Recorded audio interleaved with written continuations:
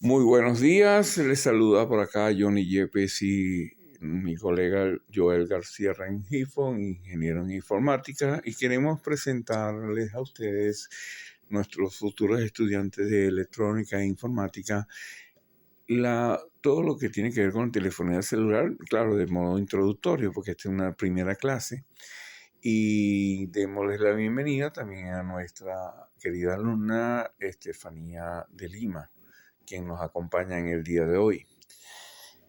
La telefonía celular, como es bien sabido, es algo muy inherente en el día a día de toda la gente.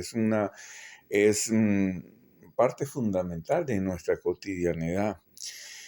Y lo usamos tanto que a veces nos olvidamos de cosas o preguntas que de repente no nos hemos hecho, pero que las vamos a plantear aquí, que pudiera parecerles a ustedes interesante.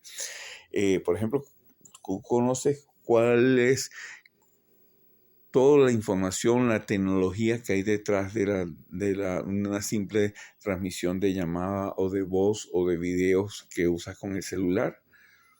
O sea, ¿conoces eso? O también sabes de dónde viene la palabra celular, como puedes imaginar también tu día a día en el mundo de hoy sin el uso del celular. Se ha hecho imprescindible, ¿verdad? La verdad que ya es como parte de nuestro cuerpo en ese sentido. Y también podríamos preguntarnos o hacer una reflexión de que cosas que veíamos como parte de la ciencia ficción hace años atrás, hoy en día son una realidad con el uso de la telefonía celular. Te pregunto, ¿tú te acuerdas, de acuerdo a tu edad, no sé, cuál sería tu primer celular o a qué generación de los celulares perteneces tú? Eso depende obviamente de tu edad. ¿Por qué? Porque han habido 5 generaciones, 4 vigentes y una que está naciendo, que está ya en proceso y es la que se va a implementar dentro de muy poco tiempo. Pero en cada tecnología tiene su cronología en el tiempo. De eso vamos a hablar. Pero brevemente quisiéramos hacer una cronología de la comunicación. Antes, pues las comunicaciones, digamos, ya vamos a hablar más que todo de comunicación directa con la gente. A principios no a principios, a mediados del siglo XIX, luego, después del surgimiento de la Revolución Industrial, surgieron algunos inventos, no solamente desde el punto de vista de las industrias como tal, sino también las tecnologías. Y el primer, digamos, que es un salto fue el del telégrafo por Samuel Morse, un inventor italiano, y este dispositivo tenía una particularidad que mandaba los mensajes no en forma de voz, sino en forma de clave. La clave Morse la llamaba clave Morse, pero tenía esa limitante que se requería de un analista, tanto el que transmitía como el que recibía, un analista que supiera de ese código y este a su vez traducía el mensaje al destinatario final, ¿no? No era algo tan directo como si lo hizo la aparición del teléfono en 1889, inventado por Alexander Graham Bell. Este, y este señor con este invento, en ese entonces sería telefonía fija, con conmutaciones manuales, muy incipiente, pero fue un gran salto porque con este invento la transmisión de voz sí era más directa. Claro, no, al principio no eran las distancias tan largas, pues eso se fue incrementando, pero así de una casa a otra, a unos kilómetros a la redonda, se podía establecer una comunicación directa entre el usuario que llamaba y el que recibía la llamada. Pero hablemos básicamente de la tecnología celular. La tecnología celular fue un gran salto. Previo a ello hubo otros inventos como el telegrama, que también enviaba mensajes escritos. Su particularidad era la inmediatez, pero era de muy alto costo y mientras más palabras tú incluías en el mensaje, era más costoso para el usuario pagar ese mensaje. Tenía obviamente la ventaja de la inmediatez, pero el gran salto realmente en las comunicaciones fue la aparición de la telefonía celular, porque te permitía recibir llamadas en cualquier parte que tú estuvieras. No tenías que estar necesariamente en un teléfono fijo en tu casa para recibir una llamada, sino en cualquier parte donde tú estuvieras, en la calle, en la avenida, en otra ciudad, en fin.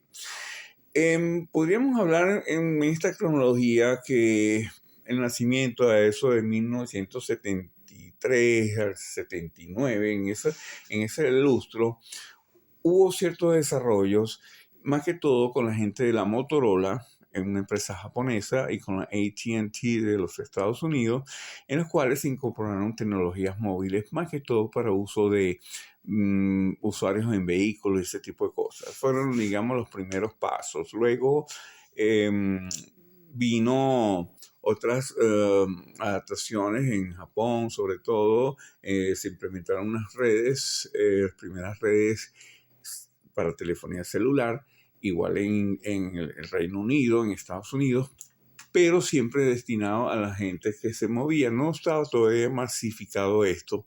Sin embargo, el potencial de esta tecnología iba en desarrollo hacia la masificación, y esto viene ocurriendo a principios de los años 90, cuando ya pues ya más usuarios, no solamente los ejecutivos y los grandes empresarios tenían este tipo de dispositivos, sino que también iba a llegar digamos, a las masas.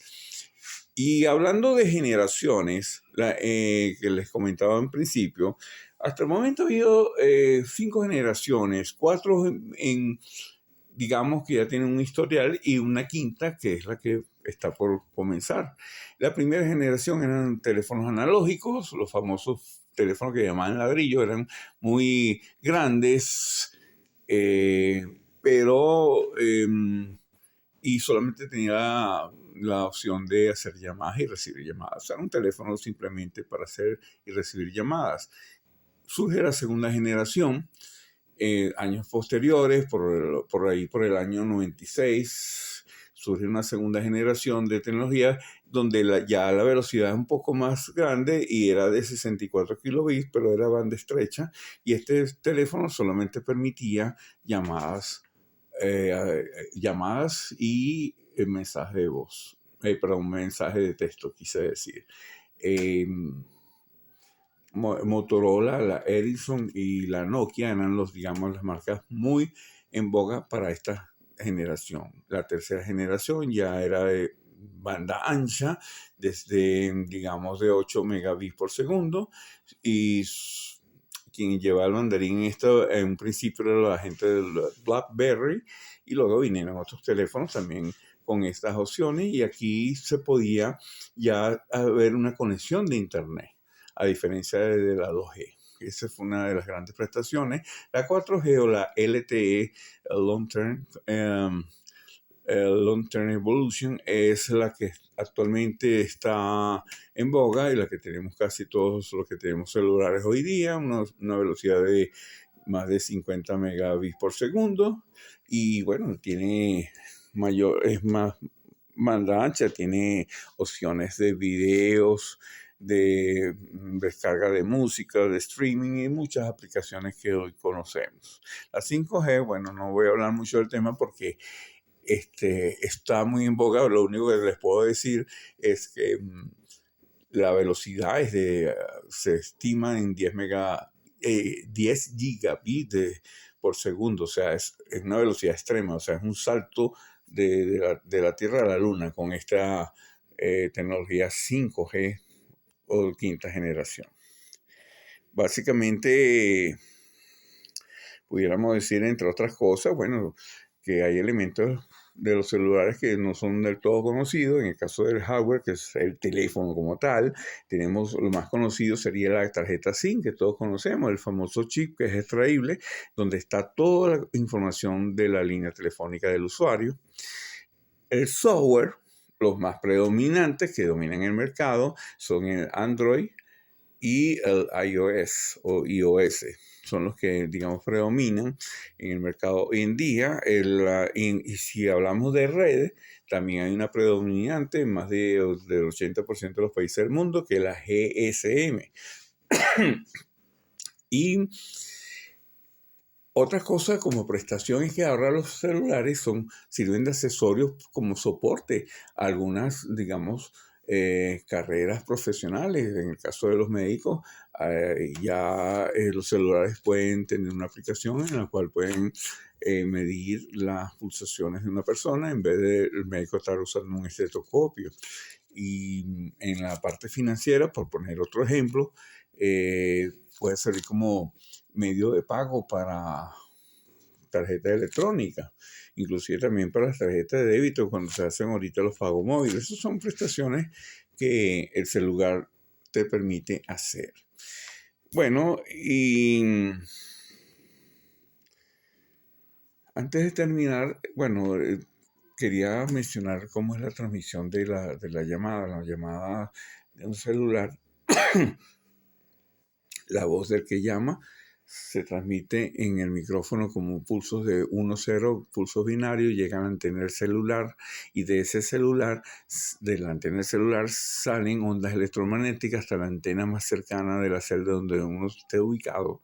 Y esa celda está conectada con todas las demás a través de cables de fibra óptica. Entonces esas ondas electromagnéticas bajan como pulsos de luz por ese cable y se conecta con la antena de donde esté el usuario que va a recibir la llamada.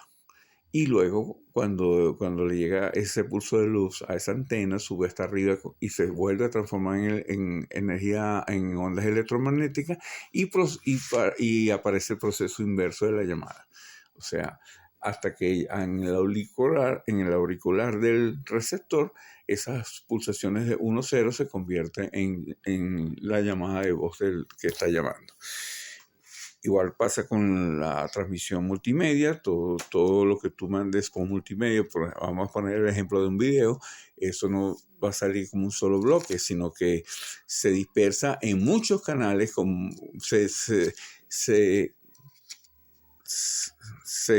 diríamos? Se vuelve en pedacitos ese mensaje, ese video que estás mandando y va por varios canales, va un grupo de pedazos por un canal, otro por otro y otro por otro y así sucesivamente y van a llegar al destinatario final, ese video que estás mandando, también en forma de grupitos, un grupito por un lado, otro por otro y otro por otro, hasta que se completa el mensaje. Esa es la famosa descarga que cuando ustedes ven en un celular que está dando vueltas y vueltas hasta que se termina de descargar. Es por eso, porque no han llegado todos los pedazos del video que estás esperando por recibir. Bueno, en cuanto al potencial y el crecimiento, de verdad que por lo que estamos hablando no tiene límite. El celular es una herramienta, digamos, multifuncional. Dejó de ser un dispositivo de llamadas para ser ahora todo lo que ya hemos descrito en el video de hoy. Así que espero que les haya servido esto como introducción a ustedes y que pasen feliz tarde.